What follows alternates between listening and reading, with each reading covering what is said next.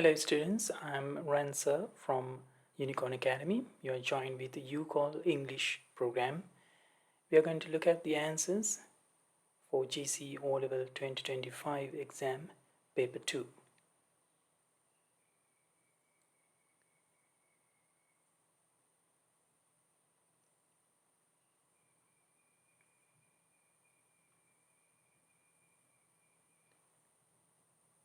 Test number 9, as usual, a more suitable word type question. And when you write the answers, you have to go through the whole dialogue in order to answer for this question. මේ ප්‍රශ්නට උත්තර ලියනකොට සාමාන්‍යයෙන් theory area එකක් තදට බලන්නේ නැති වුණාට මේකෙදි ගොඩක් බලලා තියෙනවා මේ සම්පූර්ණ අවබෝධය ඩයලොග් එකේ තියෙන සම්පූර්ණ අවබෝධය සෑහෙන වැදගත් මේකේ ආන්සර්ස් තෝරගන්නකොට. දැන් පළවෙනි එකේදී ගොඩක් වෙලාවට ළමයින්ට ප්‍රශ්නයක් ඇති වුණා නම් ඇති වෙලා තියෙන්නේ මේ ක්ලැරිෆිකේෂන් එකද ක්ලාසිෆිකේෂන් එකද කියලා. ඩිස්ක්‍රිප්ෂන් එක නම් කොහොමත් මේකේ ආන්සර් එකට එන්නේ නැහැ. ඉතින් ක්ලැරිෆිකේෂන් එකක් කරනවා කියලා කියන්නේ යමක් පිළිබඳව අපි කියන්නේ පැහැදිලි කරගන්නවායි කියලා. එතකොට ක්ලැරිෆිකේෂන් කියන්නේ පැහැදිලි කරගන්නවා. නමුත් ක්ලාසිෆිකේෂන් කියලා කියන්නේ වර්ග කරනවා. ඒතර මේ කන්වර්සේෂන් එකේ යන විදිහට ප්‍රශ්නයක් පිළිබඳවනේ අහන්නේ. මේ දිනේෂ් කියන කෙනා.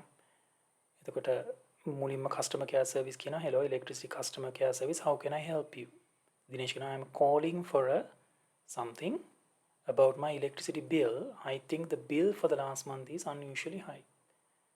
එතකොට වැඩි වෙලා තියෙනවා පරිභෝජනය වැඩි වෙලා තියෙනවා බිල් එක වැඩි වෙලා තියෙනවා කියලා ප්‍රශ්නයක් ඇතුළත දැන් මෙතන එයාට කතා කරන්නේ ඇයි ඒ පිළිබඳව පැහැදිලි කිරීමක් කරගන්න. ඒ නිසා ක්ලැරිෆිකේෂන් කියන ආන්සර් තමයි එතනදී වඩාත්ම ගැලපෙන්නේ. ඊළඟට දෙවෙනි ප්‍රශ්නේ පොඩි ගැටලුවක් එනවා. charge paid කියලා දෙකක් තියෙනවා. එතනදිත් අපි දැනගන්න ඕනේ customer care service තමයි දැන් මෙතන කතා කරන්නේ. ඒතර එයා අහන්නේ why do you think we have you too much? එතකොට customer care service එක electricity board එක වෙනුවෙන් ඉන්න අය ඒගොල්ලෝ අහන්නේ නැහැනේ why do you think අපි ඕගොල්ලන්ට ගෙවලා තියෙන්නේ කියලා කියන්නේ නැහැ. ගෙවනවට තමයි paid කියන්නේ. අය කරලා තියෙනවයි කියන එකයි නිවැරදි පිළිතුර වෙන්න ඕනේ. එතකොට charge කියන වචනේ තමයි වඩාත්ම ගැලපෙන්නේ.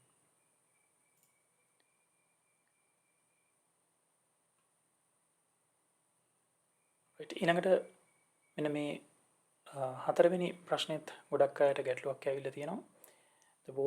was your use of electricity for the month different in any way?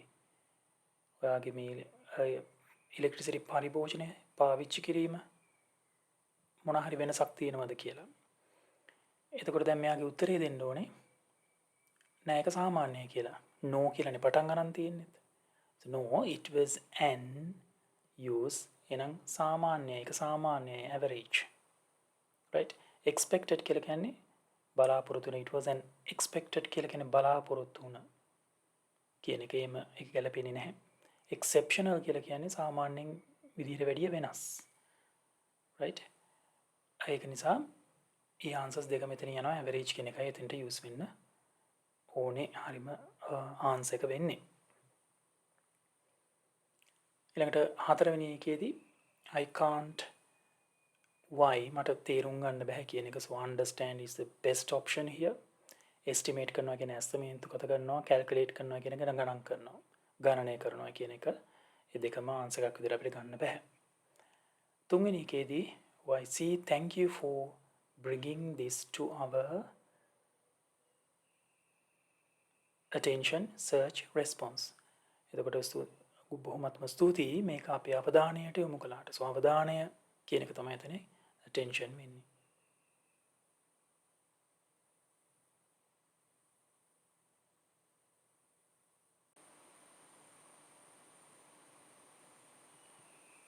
Test number 10 relates to FOB as usual.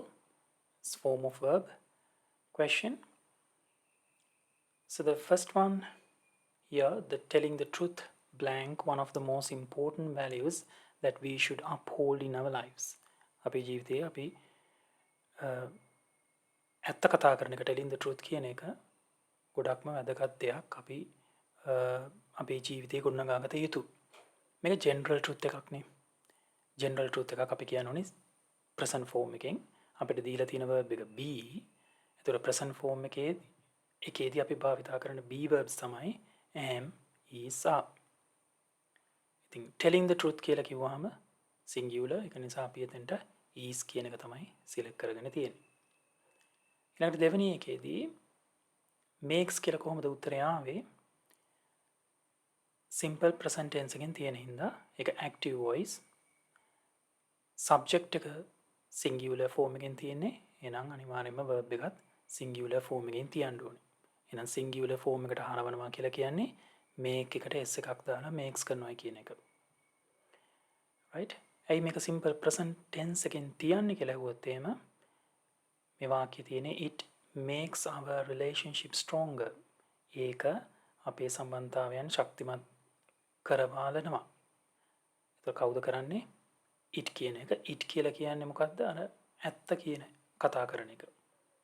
right? එතකොට මේ දෙක අතර සම්බන්ධය දැනගන්න ඕනේ. කියන්නේ මේක සම්පූර්ණයෙන් බලලා අපිට තීරණය කරන්න බෑ ඒක simple present කියලා. ඉස්සෙල්ලා තිබ්බ වාක්‍යයත් අරගෙන තමයි අපි ඒක තීරණය කරන්න ඕනේ.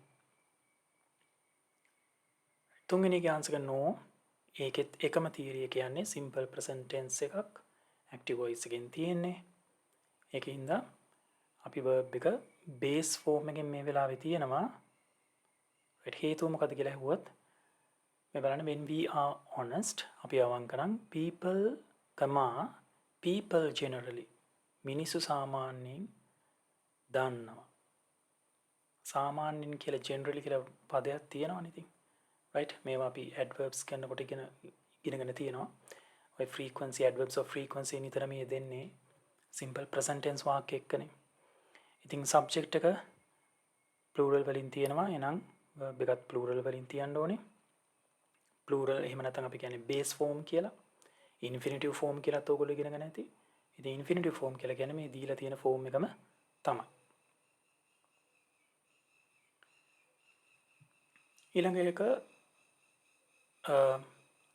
modal verbs දන්නවද කියලා තමයි බලන්නේ. modal verb දෙකට පස්සේ අපි අනිවාර්යයෙන්ම verb එක base form එකකින් දාන්න ඕනේ. ඒ කියන්නේ දීලා තියෙන form එකෙන්ම දැම්මනම් හරි. මොකද modal verb එක can කියන එක. right? One small lie can lead a person to tell more and more lies. ඒතර මග පාදාලන්න පුළුවන්. මග පාදාලනවට තමයි lead කියලා කියන්නේ. ඒක පුළුවන් කියන එක තමයි මෙතන can එකෙන් දාලා තියෙන්නේ.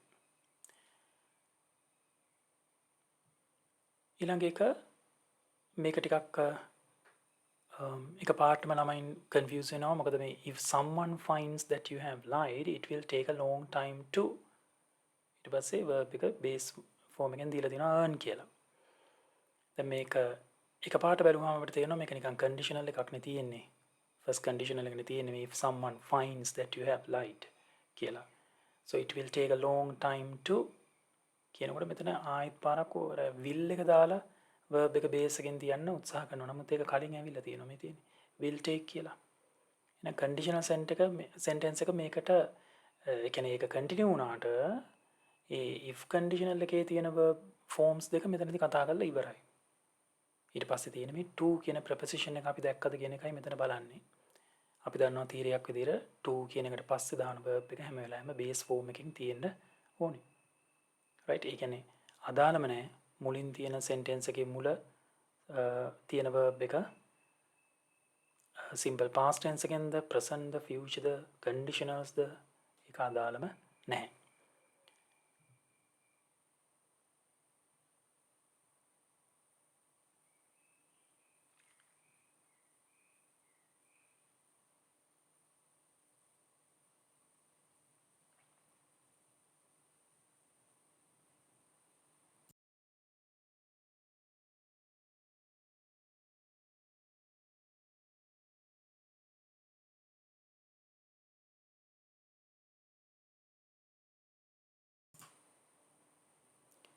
Test number 12.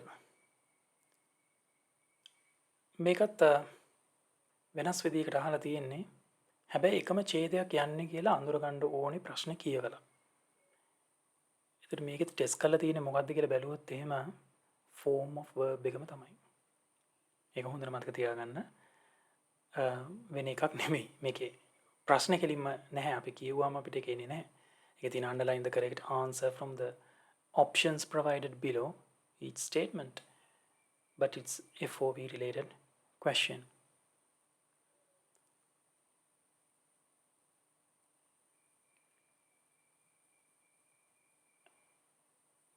Answers now. The new bridge blank right now, so the road is closed.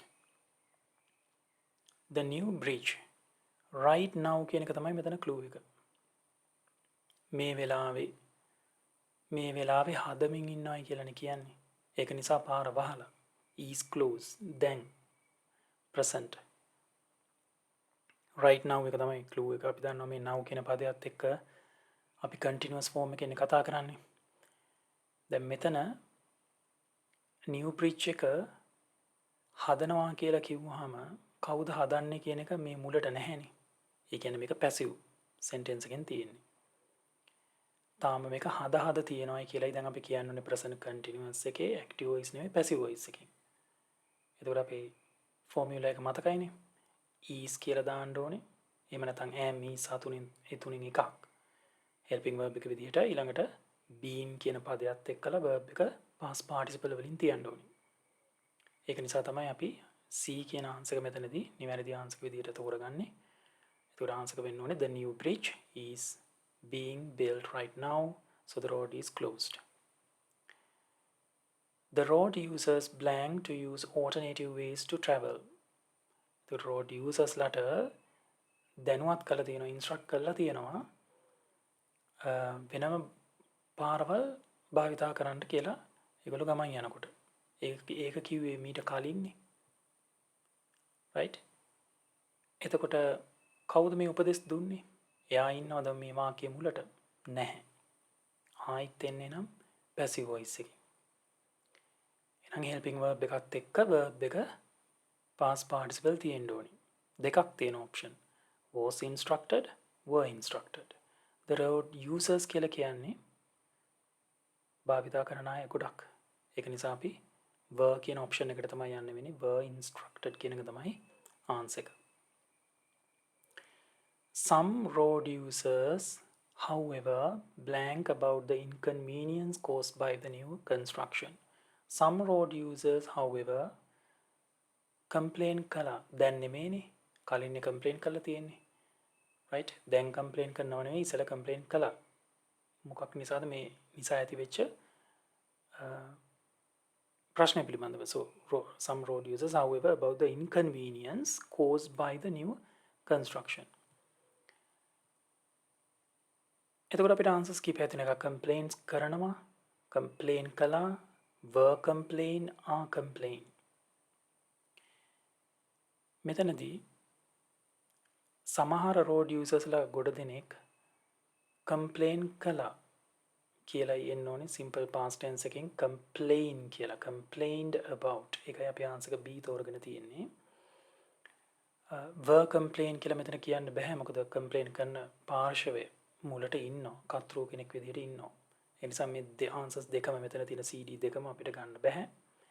මේක වර්තමාන කාලෙන් තියෙනකොට කියන එක ඒකත් ගැලපෙන්නේ නැහැ හේතුව road users කියලා කිව්වම ගොඩක්නේ. එතකොට අපිට complaints කියලා තියන්නත් බෑ කොහොමත් බෑ තියන්න. subject verb agreement එක අනුව මෙතන plural එකකින් දීලා මෙතන singular වලින් තියන්න බෑනේ. ඒක නිසා ඔය මොන ක්‍රමයකට ගියත් මේ තුනම ප්‍රතික්ෂේප වෙනවා. complain කියන එක තමයි අපිට answer එක විදිහට ගන්න තියෙන්නේ. 4. The new construction caused a heavy traffic congestion blank the city. traffic එකක් මේකේ නිර්මාණය කළා එතකොට. හේතුවක් වුණා traffic එකක් නිර්මාණය වෙන්න මේ නගරේ. answers විදිහට disturb, disturbing, disturbed, was disturbed. answer disturbing. disturbing the city. මෙතන මේක ඉන්නේ participle clause එකක් විදිහට. ඒක සාමාන්‍යයෙන් ටිකක් දිග පාඩමක්. ඒක අපි පාඩම් මාලාව තුළ අපි කලින් කරලා තියෙනවා. ඉතින් ඒක තමයි මෙතනදී ටෙස්ට් කරලා තියෙන්නේ. right? මොකද මේකවා දැන් the new construction caused a heavy traffic congestion. cause කියන verb එක ඇවිල්ලා ඉවරයි. verb එක ඇවිල්ලා ඉවරයි. ආයෙත් පාරක් අපිට පුරවන්න තියෙන verb එකේ වෙන form එකක්.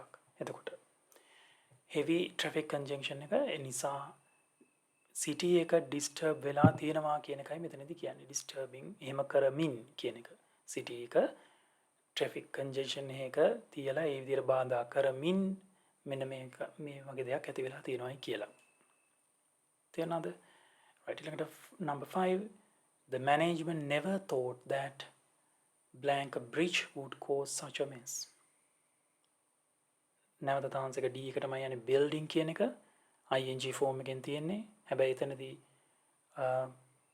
ඒක පෙනී සිටින්නේ gerund එකක් විදිහට ing form එකේ විශේෂ අවස්ථා ටික බලලා තියාගන්න කියන එක තමයි එතන ඉංගියක් විදිහට තියෙන්නේ.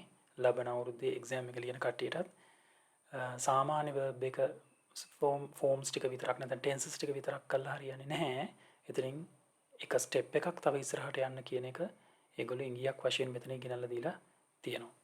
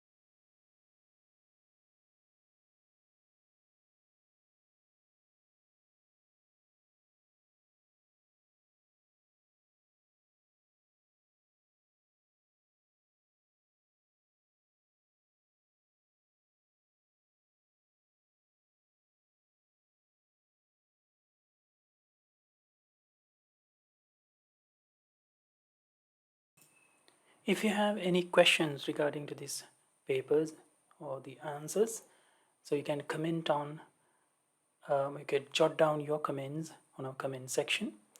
ඔයගොල්ලන්ට මොන හරි ප්‍රශ්න තියෙනවා නම් මේ ප්‍රශ්න පත්‍රය සම්බන්ධයෙන් හෝ උත්තර පිළිබඳව දැනගන්න කමෙන්ට් සෙක්ෂන් එක භාවිත කරන්න පුළුවන්. ඒ questions දාන්න අපි පුළුවන් විදිහට හැම එකටම answers දීමට බලාපොරොත්තු වෙනවා.